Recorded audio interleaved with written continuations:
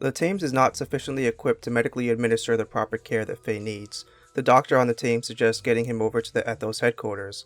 On the deck of the Thames, Ellie and Bart meet Billy and his father Jesse after interrupting some criminals trying to kidnap Primera, Billy's sister. Since Billy is an Etone within the Ethos, he's able to get Faye into the Ethos hospital. The party then heads over to Billy's orphanage. In this orphanage, they meet the son of Redrum and provide closure to the boy who finally learns the fate of his father. When they are leaving the orphanage, Isaac Stone, a bishop within the Ethos, tasks Billy with investigating a missing Ethos transport ship and cleansing any wells that may be on board.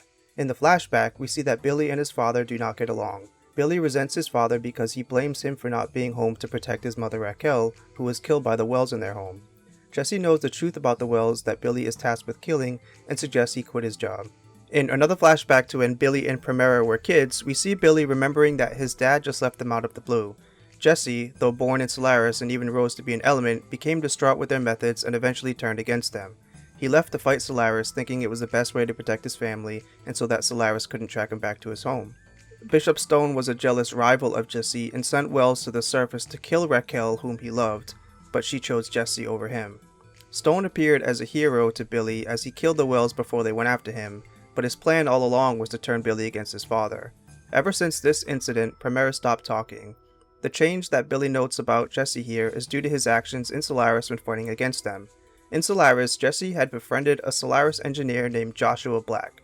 Joshua was mortally wounded as a dying wish asked Jesse to take his identity, so he received plastic surgery on his face and also his fingerprints to take his identity.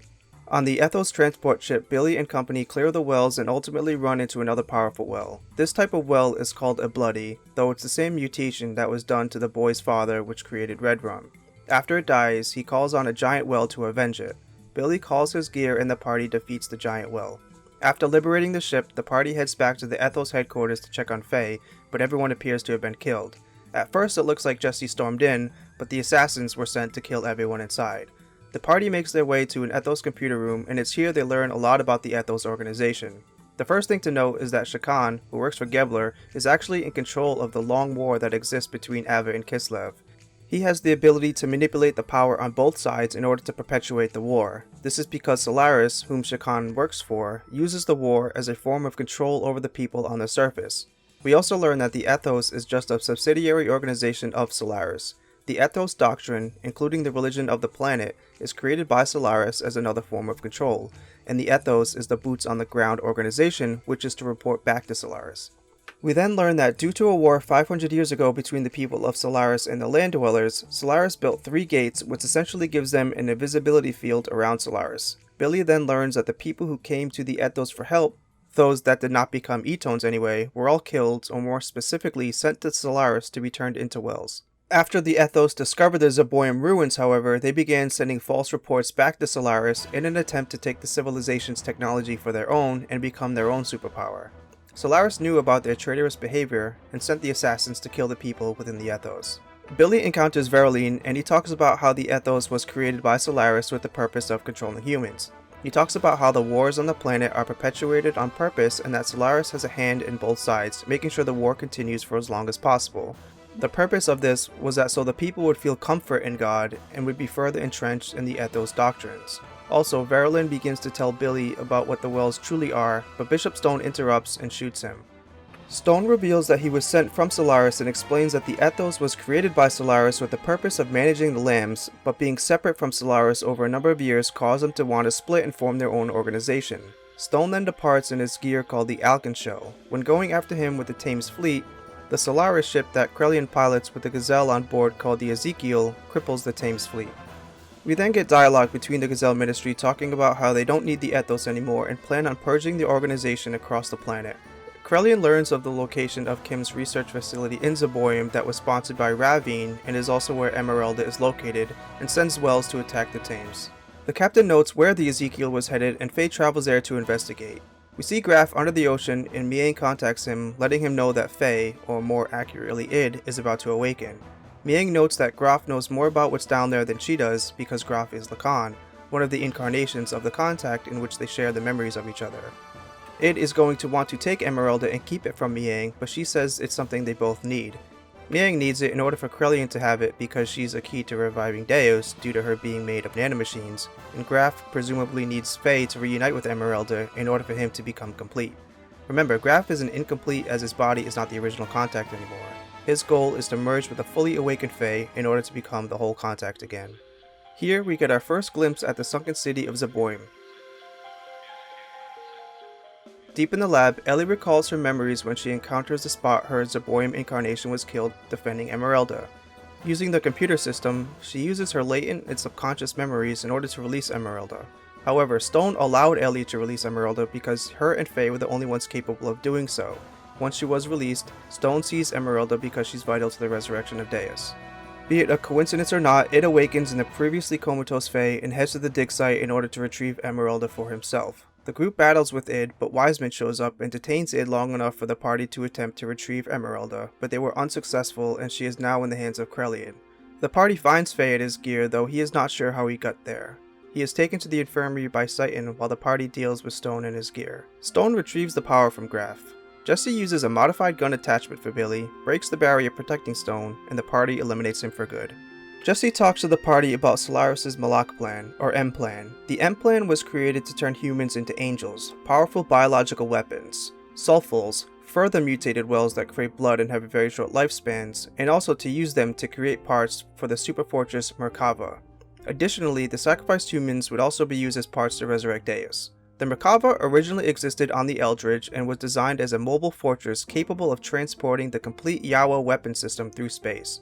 When the Eldridge crashed, it was severely damaged, thus part of the M-Plan was designed to restore it. The rise of the M-Plan also allowed for the Soylent system facilities and the creation of the Sephradi mixture. Jesse also talks about the head scientist who hid all of the data in a unique gear and gave it to his daughter. We get a scene with Krelian reminding the Gazelle that they lost their bodies in the war and now only exist as data, which Krelian made possible for them, which is in defiance to the original plan of resurrecting Deus. This further shows the thought process of how they think they are superior as data, even though they're animus, their bodies were destroyed.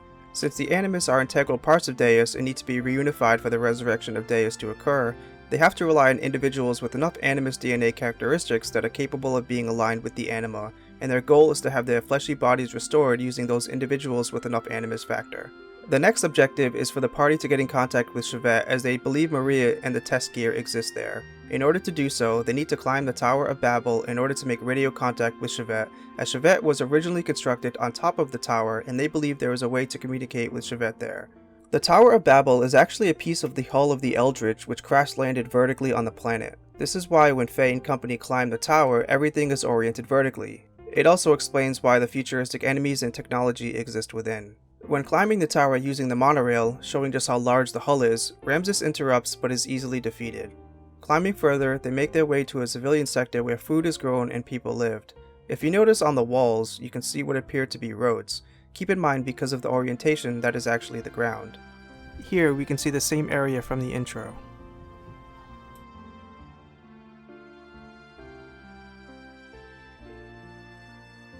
The party battles Maria and are allowed to board Shevat afterwards.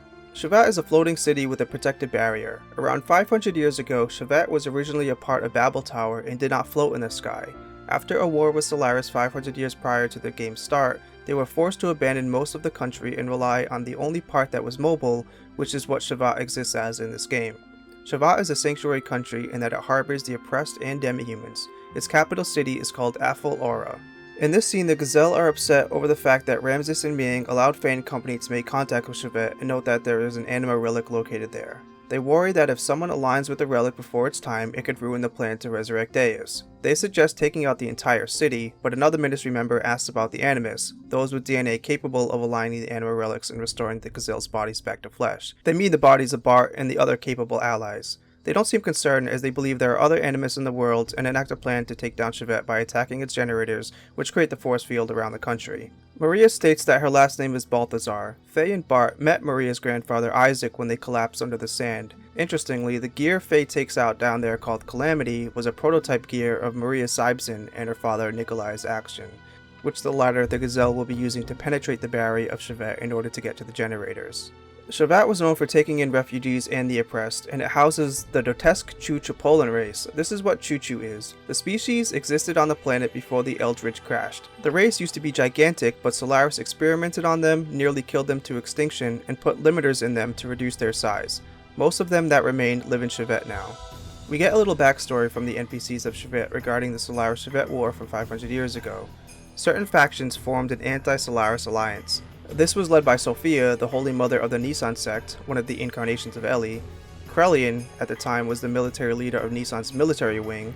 Roni Fatima and his brother Rene, both ancestors of Bart, also joined in rebellion, along with Lacan, before he became Graf. During the war, the Gazelle Elder secretly created a backdoor deal to trade Miang in exchange for Sophia. For the Gazelle, this was a win-win because Miang did not think Deus was ready for a revival, but the Gazelle did, and they feared she would interfere with their plans. Shevat got Miang, but Sophia sacrificed herself by ramming her flagship into the Makava in order to buy time for her surrounded army to escape. Both Krelian and Lacan, who were in love with Sophia, were devastated with the loss. Krelian wondered why God would allow this to happen, and said if God did not exist, he would create it himself. Lacan, feeling powerless, meets Miang in the prison of Shevat and releases her with the promise of granting him power. Lacan and Miang find the Zohar and reunite, but since the antitype is now dead and Lacan had not fully awakened as a contact, the meeting was incomplete. He became twisted and destructive and changed his name to Graf. This is when he unleashed the Diabolos corpse, fulfilling Miang's wish to reset humanity and effectively ending the war between Solaris and Shevat. The only reason the entire world was not wiped clean was because Roni Fatima and his allies, equipped with Omni-Gears, were able to defeat the Diabolos weapons. Later, Krelian meets Miang and they begin their plans to revive Deus. When the party meets the Queen, who existed during the war with Solaris and is still alive because of Krelian's life extension treatment designed to be a curse for her, they became under the planned attack to take out their generators. Maria fights her way to Sybson, and it's here the party learns about the true history behind Sybson. Her father Nikolai was a great scientist who specialized in neurological research. Because of this, Solaris captured him and forced him to create a gear which bound the user neurologically in order to reduce any kind of delay between the human and the gear. Solaris used him for the M project to merge human with machine to create an evolved gear. He refused to work for them until Solaris captured Maria and his wife and held them as hostages unless he complied. A lot of land dwellers died to create Sybson. The gear itself is comprised of a biological neural network, mostly using humans converted into wells. Nikolai's wife was also killed during the experimentation and exists within Sybson. Sybson is unique in that it doesn't need to be physically piloted and has a degree of autonomy. Maria rides on Sybson's shoulders and verbally commands it. After the loss of his wife, he sent Maria down to the surface with Sybson to Isaac, but remained in Solaris and became slowly brainwashed over time. He became to believe that humans were imperfect and created another gear similar to Sybson called Action and fused his consciousness into it. The party defeats the invaders, but Nikolai emerges in his Action and uses a wave field to neutralize all gear's ability to function. Chu-Chu, having her limiter removed in Shevat, is determined to save Shevat and her friends. She grows to her original form and takes on the Action. Even though she loses, her determination empowers Maria to stand up to her father. During the battle, a trigger occurs within Action, which would open up the personality of Nikolai before he became brainwashed and disillusioned with humans and has Maria end his existence.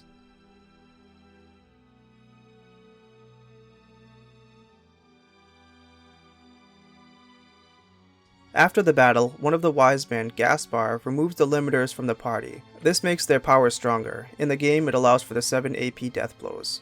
The Queen mentions that Solaris is protected by 3 gates which exist on and below the surface of the planet. Before they leave, one of the Queen's advisors notes that the Omni-Gear reacted to Eli, and this is because that is the Omni-Gear that Sophia piloted during the Shevat-Solaris War. Shevat equips the Yggdrasil 2 with the ability to fly, and Bart dubs the ship the Yggdrasil 3. The next plan is to head to Nissan, which is under attack. Shakan sent his forces there in order to retrieve the legendary Fatima treasure. All the citizens have taken shelter in the mausoleum in the meantime, but the mausoleum is oddly futuristic in juxtaposition to Nissan's technology, but we'll find out why later. Bart comes out as the Prince of Ava, as everyone suspected he was dead, and the party proceeds into the crypts looking for the treasure before Shakan can get it. We learn the Fatima Jasper is actually the retinas of the bloodline. We also discover that Bart and Sigurd are related in some way, as his retina is capable of passing the biometric sensors. The party discovers Anvari, Bart's Omni-Gear. This gear was aligned with the Anima Relic and piloted by Roni Fatima, which was used in defeating the Diablos over 500 years ago. Once they restore power to the facility, it's revealed that Fort Jasper is actually one of the turrets from the Eldritch. Bart pilots Andvari in order to save his friends, and although it takes him some time to get used to piloting it since it does not work on physical controls but rather mental ones, he clears Shakan's forces from Fort Jasper and the party begins to take out the gates in order to infiltrate Solaris. At the first gate near Nissan, Shakan is defeated after receiving the power from Graf. In the explosion, the gate is also destroyed. Bart returns to Ava, ends the war with Kislev, and abolishes the monarchy for a republic. That night, we learn that Bart and Sigurd are half-brothers. Bart's father had an affair, and the woman gave birth to Sigurd.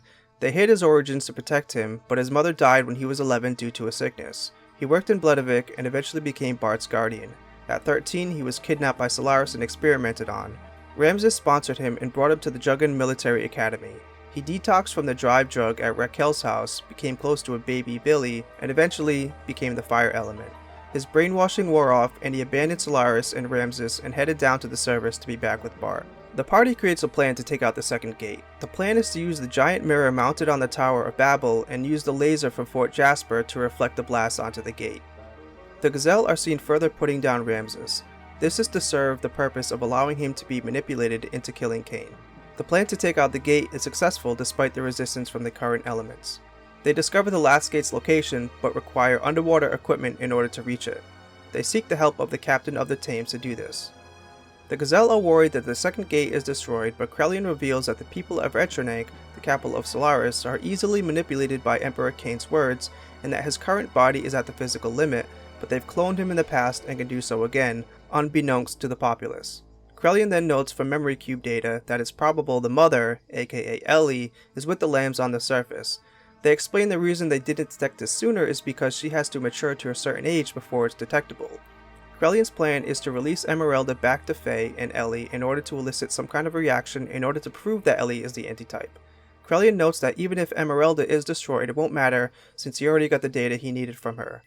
The party then heads to the last gate underwater, but first head to the Thames in order to get equipped to do so.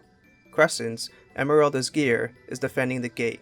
We see one of Krelian's henchmen, Rattan, a human-machine fusion gear, watching in observance. As expected, Emeralda reacts to Faye and Ellie, proving that Ellie is indeed the mother, and Rattan reports this back to Krelian. Emeralda joins Faye's party, but notably calls him Kim, as that was his name during the Zeboium era. The last gate destroyed, Solaris is revealed. In this scene, Yui hopes that Citan doesn't give in to the dark side and comes back alive. She gives Citan his sword. Previously, Citan vowed to Yui's grandfather, Gaspar, that he would never use his sword to kill again. Here we can see that Jesse is skeptical of Citan's true intentions, as he knows he was sent on orders of Cain, and proclaims that he would not hesitate to shoot Citan if he betrays them. Although Solaris is now visible, it still has a physical barrier protecting it from within, just as Shevat did. Gravity in Solaris is opposite, so everything is upside down. Faye gets split up from Ellie and Citan and lands in the Worker B section. People in this area are treated like slaves, and insubordination leads to execution. Solaris uses a class system, and currently Faye is in the third class section. Faye meets up with Ellie and they escape the third class section by passing through a device that authenticates the person and allows passage if they are acceptable, but kills them if they are not. Ellie was never taken out of this system because Krelian needs Ellie alive and to reach him at his lab. Everyone speaks a different language here, but with Ellie in your party she can translate. They gain tickets for Emperor Cain's speech regarding the destruction of the gates on the surface. Cain mentions that they open the door to Mahanan. Mahanan is the main hull of the Eldridge. It contains the supercomputer Raziel's tree, Deus, and the bridge. Faye sees Krelian and has a flashback to his memories of when he was in Lacan and he worked for Sophia during the Shevat-Solaris War. Krelian still exists because of his life extension treatments, though his hair color is different now. We're also introduced to the sage Melchior and Krelian's nanotechnology tubes, which can heal even the most severe of wounds. Back in the present, we then see that the other party members are captured and Faye and Ellie are ousted when he has an outburst in response to this. They are chased through the sewers from police robots, but they manage to evade them and reach Ellie's house. Inside Ellie's house, we see her mother Medina. Ellie's father Eric is a high-ranking military officer and she plans on accessing her computer to find out information about where her friends are. Her father comes home and scolds her, and Ellie mentions that she is half land dweller, believing that her land dwelling nanny is actually her mother because she doesn't have any of the resemblances of Medina. The game No Perfect Works has any information regarding this. Likely, Medina is her mother, but being the antitype, her genetics are predetermined regardless of who she is conceived from. Eric triggers his alarm but allows Faye to escape. Faye meets up with Citan, and he's suspiciously able to pass through the machine that Ellie passed through. He passes this off as an oversight, but Citan is actually an agent sent by Cain to monitor Faye, so he purposely still has access. Faye and Citan gain access to a garbage chute which will eventually lead them to the captured allies. Medina and Eric allow Ellie to go save their friends as they believe it is important for her to choose her own path in life. As she's leaving, Krelian requests Ellie be sent to his lab. Eric refuses despite knowing he will be demoted to third-class citizen for doing so. Ellie escapes and reunites with Citan and Faye. They eventually make their way to the Soylent system. The Soylent system is a closely guarded secret even to high-ranking Solarians. Abducted humans are brought here, converted into wills, and then processed. Eric used to be the superintendent of this, but resigned due to having a guilty conscience because of what the purpose of the facility was.